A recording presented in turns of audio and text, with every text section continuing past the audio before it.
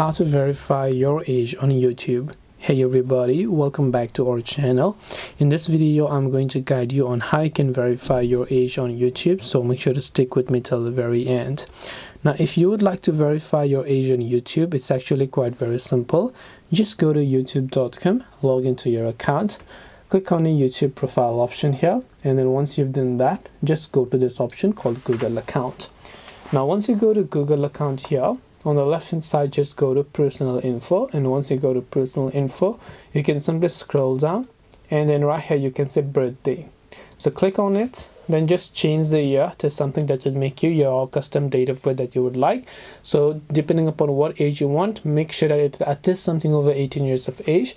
And once you've done that, just tap on the save option from the bottom, and then you'll be able to go ahead and then basically change your birthday.